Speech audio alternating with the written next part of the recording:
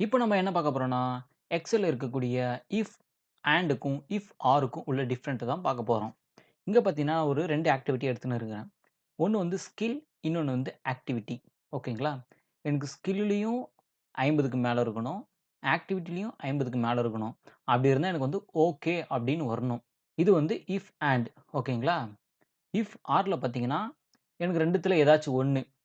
இப்ப எனக்கு ஸ்கில்லுல 50 இருந்து, ஆக்டிவிட்டில 50க்கு கீழ இருந்தாலும் எனக்கு ஓகே அப்படின்னு காட்டணும். இல்ல எனக்கு ஸ்கில்லுல 50க்கு கீழ இருந்து, ஆக்டிவிட்டில 50க்கு மேல இருந்தா, அதுக்கும் எனக்கு ஓகேன்னு காட்டணும். அப்படின்றது தான் இஃப் ஆர். இப்போ வாங்க ஃபார்முலாக்குள்ள போயிரலாம். Equal if open bracket. இப்போ இஃப் ஓப்பன் பிராக்கெட் குடுத்த பின்னாடி வந்து ஆண்ட் ஃபங்ஷன் ஓகேங்களா? அதனால ஆண்ட் டைப் பண்ணுங்க. And open bracket. ஃபர்ஸ்ட் வந்து லாஜிக்கல் டெஸ்ட் 1 அதுக்கு வந்து ஸ்கில்ல இருக்கக்கூடிய 60ய நான் கிளிக் பண்ணிக்கிறேன். ஓகேங்களா?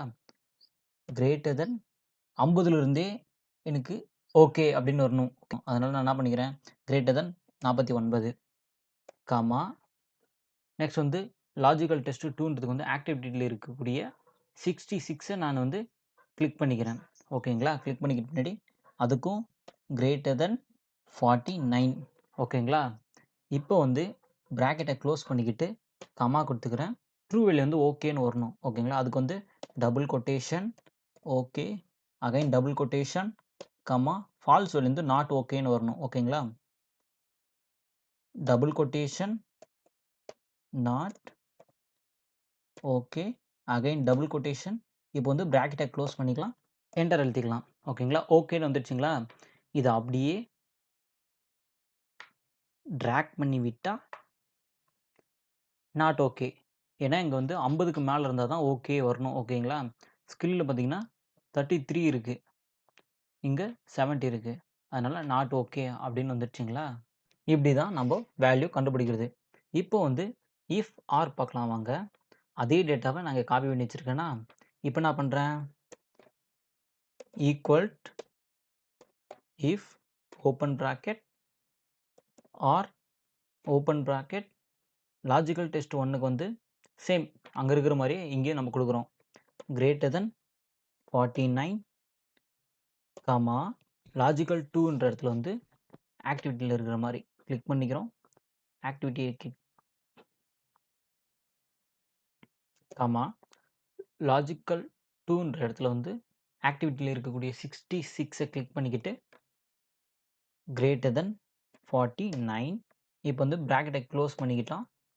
Gamma true value same double quotation okay, double quotation, comma false value double quotation not okay, again double quotation close bracket.